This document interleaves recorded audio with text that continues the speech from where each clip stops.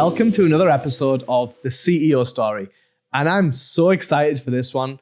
Really going to go deep on insurance. We've got a great guest today.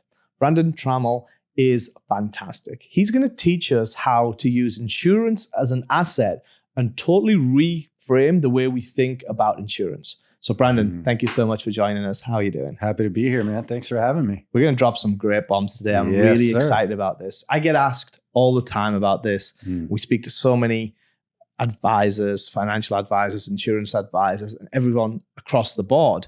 But we don't often come across many people with the unique skill set that you have. So it's going to be less about your history, but more about getting into the speciality of what you do. Yeah. But let's just start off with a little bit of a background about you. Yeah. Your father, a husband, a lot of great things in between. Yes. And let's just get that out the way with, and we can jump straight into the good stuff. So just give us a high level, let people get to know you a little bit, and we'll jump into the meat. Well, I mean, as you noted, a husband and a father, probably the two greatest accomplishments of my life. And rightly so, yeah.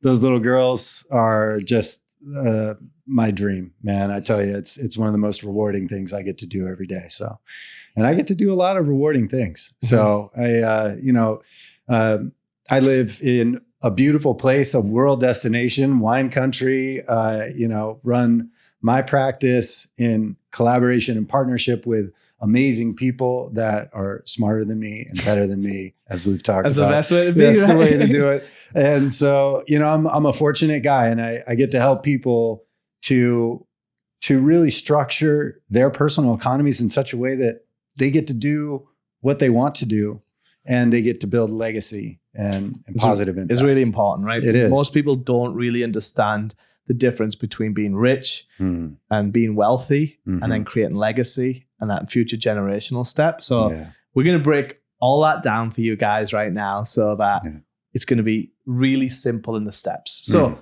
how did you end up in financial services? Let's dig in. Well, it started in the wine industry. Shocker, right? As I'm in wine country, but I was approached by one of my club members at the time, and said, when you want to, take an adult step after you're done with school, then let me know, and I'll get you a job. And that led into banking, which I really. I appreciated that experience because it gave me practical experience in the industry and a lot of exposure.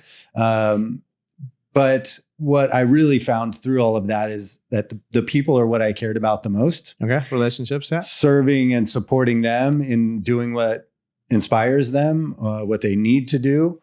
Those are the things that I enjoyed the most. And so as I was kind of looking around, how do I next level the impact that I get to have on people's lives, and how I get to help them? And insurance, investments, financial planning was a very obvious next step for me. And so found my way into that and have just never looked back.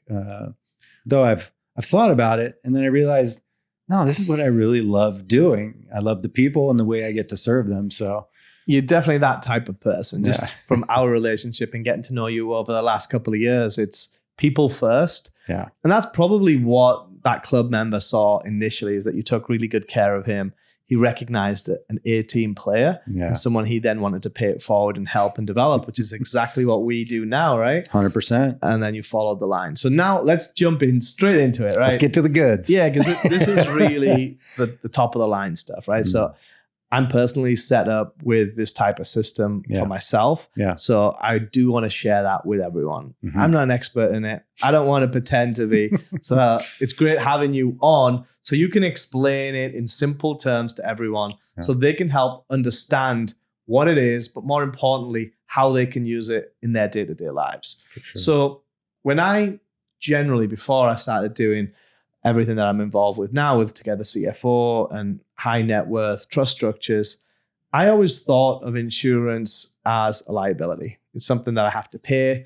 Got to get a premium. It's cash flow out, right? Right. But as I created more and more wealth and I realized how the elites use insurance as an asset rather than a liability, it really reframed my whole perspective on things. Yeah. And again, there's levels to everything, right? So whether it's the most basic plan that's $20 a month or whether it's 20,000 a month, there's certain ways in which we can use these things. And insurance was always really confusing to me because there's so many of them. It's like, holy smoke, which one do I need? And will I do variable? Do I do fixed? And there's all these. It's similar to trusts where there's over 85 different types of trust. Do you need a simple trust or do you need a complex trust? Insurance, I think, has a lot of similarities where you have a whole range of vehicles. It's kind of like eating at Cheesecake Factory. You're just paralyzed. What the hell am I eating? Right. I know I'm going to get the cheesecake at the end. But what am I going to eat as my main course? Right. So help us break down the major categories or kind of the spectrum at a high level. Sure. And then we can dig into really what the elites use because that tends to be one subsystem. Yeah. I mean, you laid out something that I think is a really common conception of life insurance. And I think more accurately, the conception is death insurance, right? Yeah, actually, that's true. It's a liability. We pay that premium every month. If we die, then, our beneficiary gets that death benefit, right? Tax-free death benefit, which is true. And it's only a sliver of the pie though, right? As you pointed out, that term insurance is temporary. And then there's permanent insurance, right? And different types of permanent insurance. There's universal life, there's whole life, and even under universal life, there's a multitude of different types, variable or indexed or just straight universal life. So which one is right? And I mean, we could go into the complexities of insurance, but ultimately that adds confusion to something that doesn't need to be confusing. It's so far over my head. I was like, I don't know. Yeah. And I ended up just like at my early stage, just whatever you have, just give me this. Right. It's like, if I know if you've got it, there's a reason and you know it. So let's just go with that one. Yeah. And that was literally my default when I was a W-2 employee and I didn't want to be bothered with reading this illustration of 50 odd pages and I didn't understand any of it anyway. So I was like, I'm just out. I think there are a lot of insurance agents that don't understand it. I think I saw your head nod a little bit as I started talking about the different types of insurance. It's a sleepy subject if we're thinking about it in that way, but it's overcomplicated unnecessarily. So how do you simplify it then? And we were talking just before, right? As I explain it as if they're 5 years old. Yep. I wanted to explain, if you can't explain it to me like I'm 5 years old and I would understand that, then you're overcomplicating it unnecessarily. So when we're talking about sort of that next level of how to utilize life insurance as an asset, when you talk to folks who have done well for themselves, they have done a great job of creating wealth and preserving that wealth and growing it.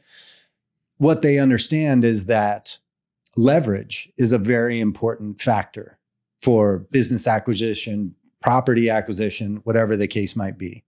So with a life insurance policy, like a whole life, let's use that as an example because I think it's the most straightforward. It is the easiest to understand because it's not overly complex. And that usually makes for the best outcome. So yes, you pay that premium. And when you die, there's a death benefit for your beneficiaries. Standard like death insurance. But the other component of that is like a savings account inside of that policy. A high yield savings account, let's say. So as you pay those premiums, you can also then put extra money into that policy as well, where we're going to build cash inside of that tool, that very valuable policy. That gives us the ability to leverage that asset for other things while we're alive, to give us leverage for different wealth building strategies, business acquisitions, real estate, that sort of stuff as well. See, that's the part that most people, it's over the head, it's gone. Right. So if we break it down into 4-year-old talk, not 5-year-old talk. Right? We're not graduated just yet. What we're saying is you can put money into a policy. Yep. So let's just put some numbers around it. Sure. Let's say you put $100,000 a year into a policy. Yep. That policy is going to earn dividends.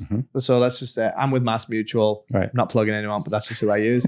Let's say roughly 5% per year. Yep. So I'm going to get $5,000 from Mass Mutual every year just for having that policy in there. Tax-free. Tax-free. And that's going to be a lot more than the 1% Chase has given me for my money with them. Guaranteed. So instantly I'm making 4% more than the bank's given me. I like it already. Yeah. But there's more, right? Now, my death benefit could be multi-million dollars. Let's just say $5 million as just so we have a number. Yep. So I'm putting $100,000 a year in between now and when I die every single year. Yeah. And I'm going to receive $5 million, or not me, but my beneficiaries are going to receive $5 million upon my demise. Right. I hate saying that. Nobody really likes talking about death, but that's just the reality of it. Yeah, right? we do all die. There's two things certain in life: death and taxes. Right? We've heard that one before. Yeah, and we get to deal with both of them. So there you go. You only die once. You got to pay taxes every year. That's a true statement. That is true. So now I'm getting a dividend. And on that death benefit of $5 million, I can take a loan out against it. Obviously not all $5 million, but the amount of what I've contributed in, I can take a big percentage of that and then reuse it on future investments. So let's use real estate just to keep it super simple. Sure. I put $100,000 in year one. Yep. And if I've got the right trust structure, I get a full deduction for all 100,000. Yes, you do. Unlike LLCs, S Corps, and C Corps, where you don't. Correct. So now I've got a full deduction. Fantastic. Nobody likes paying taxes. So we love deductions. Yeah. So deduction's good. 5% dividend is awesome. Sure. Death benefit, unfortunate, but awesome. Big payout for my beneficiaries. We take care of the families. And then the kicker, I get to reinvest that money, or let's just say 90,000 just to give optics. So now there's 4 really great benefits of why everyone should use this. Right. Why isn't everyone using this?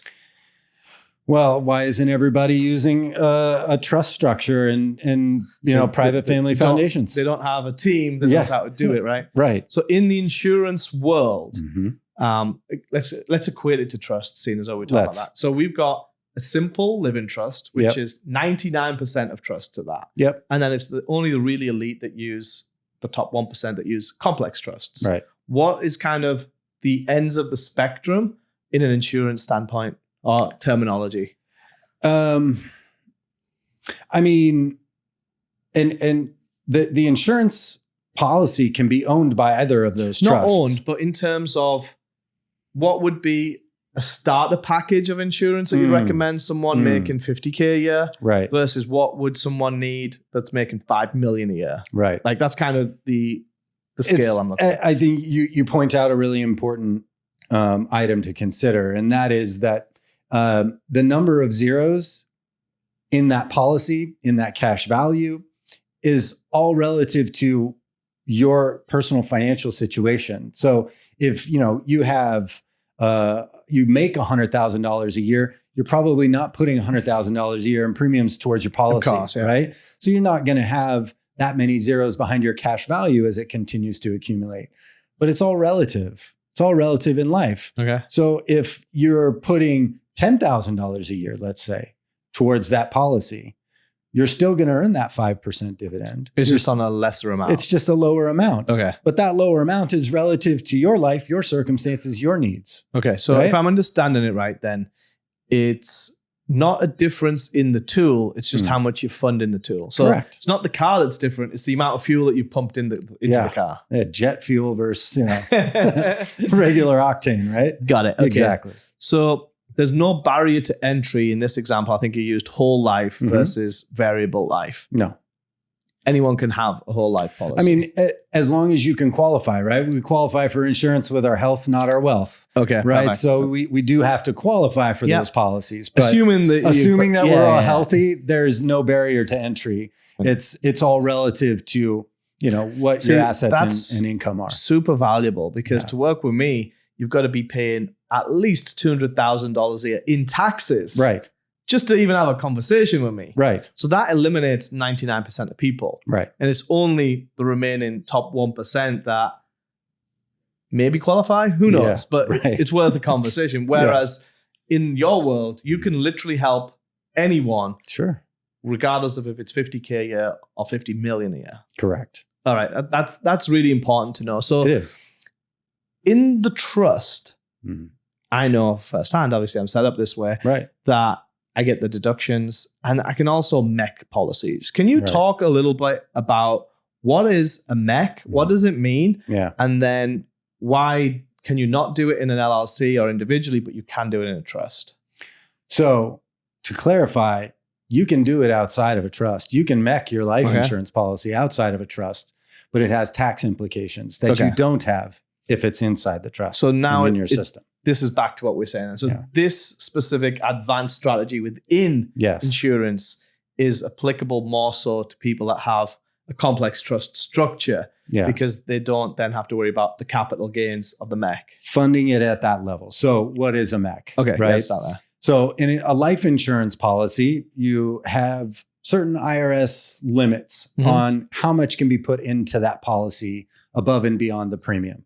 Okay. IRS dictates that because in the mid 80s or so, extremely wealthy people were funding the hell out of whole life policies where basically it was, a tax advantage. Well, still to this day, like all the billionaires that I hang out with and clients of mine, they all are heavily in two things, real estate and insurance. It's the common string amongst them all. And I didn't get that until I started spending more time around these guys. It's like, hang on, you're doing it, you're doing it, you're doing it. They all have trusts, they all have insurance, they all have real estate. So that's kind of the underlying tricks to becoming wealthy, It's a tactic and a strategy that the wealthy have been leveraging for generations. So what happened in the 80s with the whole MEC? Well, they were funding policies at such a high level that the $1 million death benefit might cost them $5,000 a year, but they're putting $1 million of cash into the policy where the cash value is exceeding the death benefit. So it's in that way, it's not really a life insurance policy, right? It's more of a tax evasion strategy as the government saw it. And so the IRS put these limitations in, right? It's 7702. For anybody who's wondering. But we'll put the link below. Very few people are like, what part of the IRS code is that? But anyway, so it basically just states that there's a limit on how much cash you can put into that policy above and beyond premium, depending on or relative to the death benefit. Okay, that makes sense. Because otherwise you could just get one policy, overfund it, get the deduction, and away you go. Exactly. Reap all the tax benefits on a life insurance policy for $50,000 it costs you. But you can still do the same. It's just now multiple policies, right? Correct. Okay. And also you can create a larger policy, right? So one larger policy is going to give you more room, but it's all relative to income and all that. Anyway, the keystone of this is once you pass that threshold that the IRS puts in place for your policy, it becomes what's called a modified endowment contract or MEC. Okay. Right? Modified endowment contract. Right. Okay. And so what that just means in very simple terms is all those dividends that you're receiving on that cash value are now taxable. So you have to pay taxes on the growth that happens specifically in the policy. Capital gains tax. Correct. Okay. Correct. Great. Because that doesn't really matter if you've got the right type of trust set up because you can indefinitely defer those capital gains taxes. Right. So you can build more aggressive policies, get bigger deductions, and still use the insurance as an advantage in the trust structure. Exactly. And if outside of the trust, so just to kind of give like a gauge for people, right, is that outside of the trust, you can give about 2 times what your annual premium is into the policy. So if my premium was $100,000, I could put $200,000 in? Give or take. Okay. Depending. Yeah. But general idea. Once we're inside the trust structure, then we can get closer to about 10x, 7 to 10 times what so that now I can is. go from a $200,000 additional deduction to a 7 to 10x of that, 700,000 or $1 million of deduction. Yep. And then still loan against it, still get the dividend on the whole amount, right? Yep. So now I'm getting a 5% dividend of 10 million, let's say. Right. So now we're talking some serious numbers. It's walking around money. And then I also get to reinvest that as well. Right. And so where the folks who are leveraging the strategy of this asset, this insurance asset, comes into play is you cannot just leverage it once. You can leverage it, replenish it, leverage it again, do it again and again. See, I always get confused with this point. So let's just use the example. I've got $100,000 a year going in. Yep. I'm 10xing it. So now I've got $1 million a year that I put in. I get $1 million worth of tax deduction. I'm getting 5% of that $1 million. Right. So now I'm getting $500K in a dividend check every year from MassMutual or whoever I'm using, right? Yep. I can now take, let's say, $900K of that million out as a loan against the death benefit. Yep. Which would be, let's say, $5 million. Stick with that number. Sure. And I can reinvest that, go buy some real estate, and then make, let's say, 10% on the real estate, 5% on the insurance. So I'm stacking wealth now. Yep. So this is, I get all of that. That makes sense. What I don't still really wrap my head around is the replenishing side. So let's just say I take $900K out of my policy. Yeah. I know that that's compounding daily, right? Yep. Which is crazy when you look at those illustrations. How it doesn't even make sense to me because it's literally exponential curve. It's not a slow gradient. Right. So when you say replenishing, can you just break that down? I'm a 3-year-old now, not even 5. Love it. You're gonna take that $900,000 policy loan. You're gonna buy that piece of property. Yeah. Most likely, it's already going to be a revenue generating endeavor. Yeah, let's say I put 10% down. I put all $900K in. I bought a $9 million building. Right. So then you're generating revenue from that investment. Yeah. You're going to take that $900K, and it can be in chunks, installments. It doesn't all need to be at once. It doesn't even need to be repaid ever. When you die, the insurance company will get, right? It'll reduce it from the death benefit. Correct. So you don't have to repay it either. Correct. But if you did. But if you're going to leverage it as an asset, then you want to replenish it because you want to do that again. So I'm going to take that $900,000, the first $900,000 from that piece of real estate, right? From that cash flow asset. And I'm going to repay that loan to myself on my policy so that there's no more outstanding policy loan. Okay. Then I'm going to do that again for the next property and the next property or the next business. Okay. So I think I get it now. So what I'm effectively doing is I'm taking money out, putting my down payment in. Yep. And then now I own an asset that's cash flowing. Yep. So I can start repaying that deposit back. And as I'm repaying it, I can then take the next loan out. Right. So why wouldn't I just do more policies? You could. We are limited, right? In how much life insurance we can take out on ourselves. But you could do different life insurance companies or different trusts and so you could stack that too. Yeah. Right? So if we're in trusts, and I mean, there are just different rules, right? As you know, we get to play by different rules when we're operating within the trust system. Absolutely. Yeah. Far more beneficial rules. Well, that's what the elite use. That's which is how they've kept themselves elite. So there you go. It's never a level playing field, right? Right.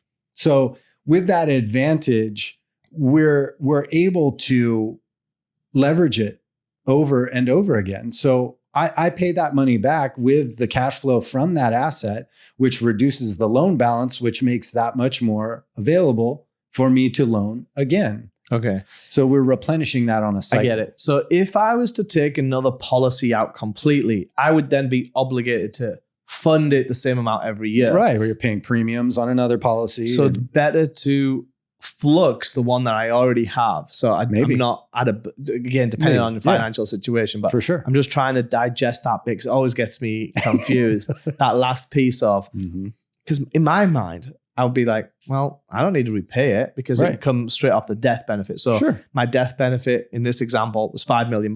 Right. I've taken $900K out. All right. So I'm getting 4.1 or my family's going to get 4.1. For them. I know. Yeah. They can live with 4.1. But the point that you're making is you can keep reusing, keep replenishing and kind of keep flipping the money effectively, right? I mean, leverage, success in business, success in investment, financial success is all three of those things. The core of that is leverage. It's leverage. leveraging the efforts of others, leveraging other people's money, leveraging a small amount of your money for a much larger asset. So that's what we gain in this tool is leverage. Now, as you pointed out, right, and as I brought up, you don't have to pay that loan back. So if you were going to take it out, use it, and just carry that loan balance, you're going to be paying interest on that loan. Well, you pin it to yourself, right? In essence, yes. But nonetheless, you have to pay that interest off each year, which is from the balance of the outstanding loan, or else it capitalizes and goes into your loan balance, and then you're getting compounding interest that you're paying. Okay, we don't want earning. That. Yeah, okay. We don't want to pay compound interest. We want to earn compound interest. Correct. Okay. So that's the key, right? So we flush that. We bring that policy back to flush from that producing asset, and then we do it again and again. And this is really where you go from being rich to becoming wealthy. Yeah. Because now you use the word really well, it is leverage. You're leveraging your assets to produce more assets. Exactly. And then rinse and repeat. Yes, sir. This is how the banking system works. It's $1 in, they create $9 from every $1 that we deposit. You would be amazed at the amount of bank-owned life insurance that's out there. So let's talk about that. Let's dig into that. Executives and C-suites at the bank. Is that why everyone gets a VP title at a bank? Or EVP or SVP? I always wondered that. VPs. Is that because they can then put an insurance policy on those people? It depends, right? I mean, but very much at the C-suite of every bank, you're going to find whole life insurance policies that are on the life of those executives, whether that's owned by the bank, right? That's an asset for the bank. And it's a good sweetener to keep the staff, right? Yeah. And it's sort of, golden parachute. You're going to get this when you retire. You'll get the cash value and there'll be some tax, but yada, yada. So is that then same as what we're talking about in terms of the bank is using that as an asset? You better believe it. Oh my goodness. This is an industry term. So this is so prevalent that it's an industry term. Bank-owned life insurance, BOLI. Okay. This is a very, very common practice. Insurance companies are doing the same thing, right? I know all the managing partners at, the big insurance companies and the C-suite executives for those companies, a part of their compensation packages, a whole life policy that's funded by the company. So, and that's, okay. So that's definitely whole life. It's different to the variable stuff. Correct. 100% different. Wow. Yeah. See, that's a major nugget there. Well, because they know the strength, right? They understand the strength and that comes out of the leverage of that asset. So it's no longer a liability. It is an asset. This is literally changing your mindset on insurance doesn't sit on the balance sheet as a liability. It's actually up at the top with the asset section. Right. Because it's cash flow producing. And the kicker on top of it, right, is, all right, $1 million cash value inside your policy. You're going to take a $500,000 loan to go put a down payment on that commercial property, cash flow asset. If you're with the right insurance company, which you happen to be, they have something that's called indirect recognition, which just means very simply, I'm earning dividends on the gross cash value, not the net cash value. So if I have a $500,000 loan, $1 million cash value, I'm getting paid a dividend on $1 million of cash value. See, that's even though I have a loan deal, outstanding. right? It's massive. Because now you're not getting penalized for taking that cash out on the back end. Right. All the money you put in, you're getting a tax deduction and you're getting a full dividend. Uninterrupted compounding of your wealth. So explain that, the compounding, because most people don't really understand that. So can you dumb it down to a 5-year-old level on what compounded interest looks like compared to the alternatives? I have small numbers. I have $100 of cash value. Okay. I earn a 5% dividend on that. That's paid into my policy. So it reinvests, goes into the cash value of the policy. Okay. I now have $105. Over what period of time? Let's say a year. Okay. That next year, my dividend is going to be based on and paid out on $105, not $100. So now instead of $5 for my dividend, I get $7.50, let's say, right? We won't test you on the math. I don't want to do the math right now. So that interest compounding just means interest on top of interest on top of interest. So my interest or my dividends are then earning dividends. So that's how it grows at such an exponential level once you get out, a few years. And that's crazy to think, because we don't earn it like that in the bank, right? No. So how does it work in the banking system when we're... A lot of times it's simple interest, right? So which what just is means simple interest? It's you're getting paid 5% of your initial balance. So if $100 was the balance of that account, you're getting paid 5%. You have $105 that next year, but your dividend is only going to be $5. It's going to be $5 every year, single year, because that's 5% of the $100. So that's simple interest. It's a bit and swish, really, right? That's a big difference, especially over time. Especially as the numbers get bigger too, right? They do. And that's where the compounding really benefits, right? That's what, like, when I looked at my first illustration that I understood and it was explained to me. So, piece of advice: never just try and interpret these illustrations yourself. I'm a seasoned finance professional and I still don't understand them. Always sit with your professional advisor and ask them to dumb it down for you so you can get more value out of the time and effort that they've put in to building your illustration. I made that mistake way too many times. Key. That's 100% true, right? Leverage the knowledge and the experience of somebody who knows more and has more experience than you. It's back to what we always talk about in terms of team, right? Your insurance person is part of your team. Yes. They are an expert at this. If they aren't, you need to find a new one, but they should be an expert. That's what they live and breathe every single day. Yes. Let them explain it to you. Take the ego outside, leave it to one side. Just look at the numbers and assess whether that's good for you and your family or not. Right. And whether it's variable, fixed, or the million other things that we talked about in the middle. Yeah. You can then make a more informed decision. That's like the real key takeaway of everything I try to talk about is get enough information so you can make a better decision, whether that's CFO services, whether it's trust work, whether it's insurance. Principle is still the same regardless, right? Absolutely. So how do you help your clients do that? Because it is complicated. There's no shame in saying that. No, I get confused by that. It is. I think one of like a point of pride for me is that I make a very hard point to ensure that the way that I explain it to them, a 5-year-old could understand it. Mm-hmm. Because as we add in all this complexity and this jargon and all of these industry terms, and people sort of just glaze over anyway. All the time. Okay. Like, so I have the same thing every day with the trust stuff. So me using all these industry jargon and terms and stuff that goes over their head, I'm talking myself out of a sale, first of all, because they're not really understanding me anyway. And when I'm making it overly complex, people are confused. What does a confused mind do? It doesn't make a decision. It does nothing. Yeah. It's like, I don't understand this. Okay, I'm not doing it. Yeah. So for me, sitting down and highlighting, okay, here's how much you're going to be, obligated to put into this policy every single year, or else the death benefit won't be there, right? You want to keep the policy in force. It is a life insurance policy, right? I mean, so part of the point is there's a death benefit there if I don't come home. Well, that is the overarching starting point. Right. We're just using it at an advanced level where Correct. we get all of these consequences or benefits. Like, it's the same as a trust. We don't create our trusts for tax purposes. Right. It's for giving. It's for charitable purposes. Yes. Just the byproduct is tax savings and asset protection. And that's perfectly fine because it's playing by the rules that they set. Correct. We know clearly at the end of the day, it's all for charitable purpose. Whether that purpose is now, next week, or next year is irrelevant. Mm-hmm. But the way we're going to get there is systemized structure. Right. And so that's especially when we're leveraging a whole life policy inside of a trust system for our clients, right?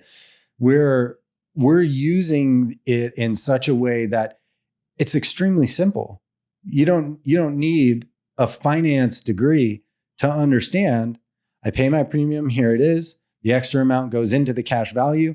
I can then leverage that cash value while I'm alive for business endeavor, investment, vacation, college. I mean, I don't care, you name it. See, I really like the way that the interface is with Mass Mutual. Again, not plugging anyone, do your own research. But it simplifies it a lot. They're very good on the tech side of things where me and my wife can log into the portal. Yep. We can see, hey, we owe this much. It's automatically coming out. Yep. We pay ours annually. Yep. But then this is the death value. This is the amount we can pull out as a loan, and we can transfer it straight to our bank with a press of a button. They make it really easy for someone like me to understand it. So I really like that part of it. And I kind of I get to help facilitate that, right? I get to extend that ease and that understanding, right? In the way that I explain it, the way that we deal with it. You need that because I'm an accountant by trade, right? I'm an expert with numbers.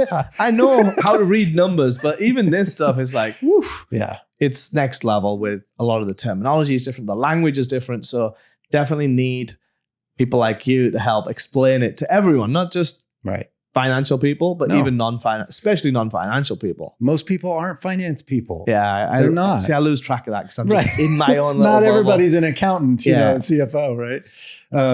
I think this is why at the end of the day, when we're talking about it, I'm not asking, how much money do you want to put in this policy? How much do you want? What do you want your cash value to be? I'm asking, what do you want to achieve? What's important to you? What the outcome is. What outcome do you want?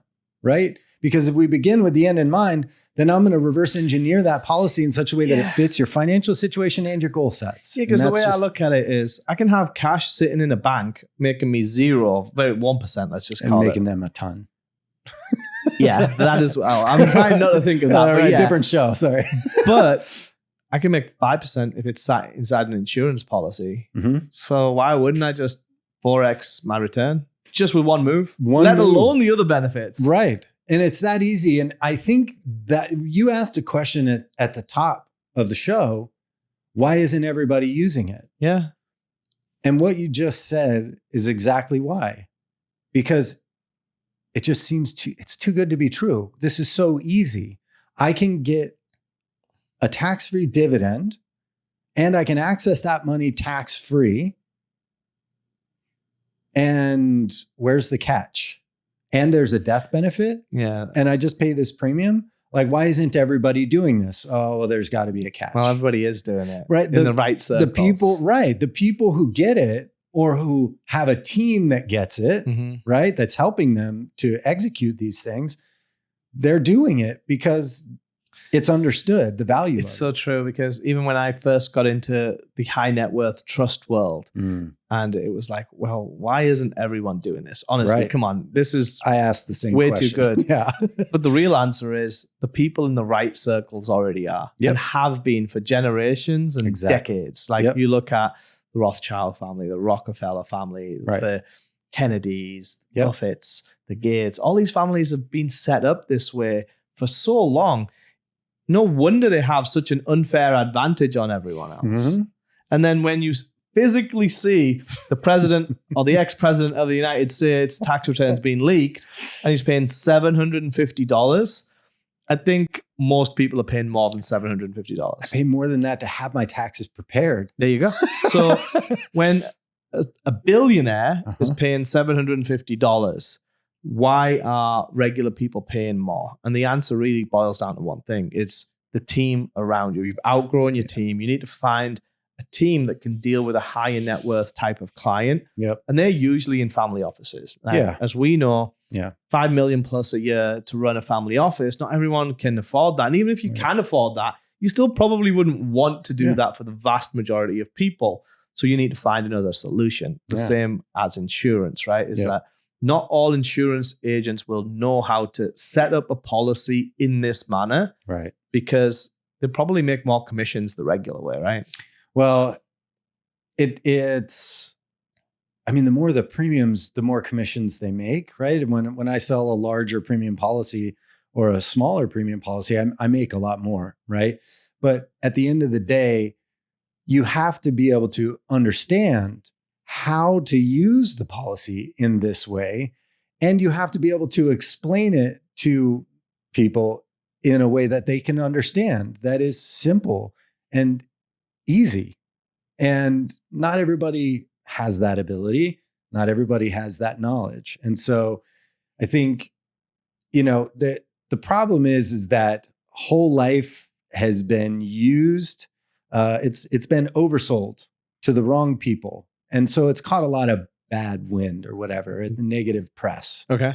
And that just, it's unnecessary because they're just trying to sell more policies or make more commissions. Doing a volume game. Exactly. That point, right? Okay. Instead of actually digging down on the strategy of how to help people solve the problems that they have or achieve the goals that they have.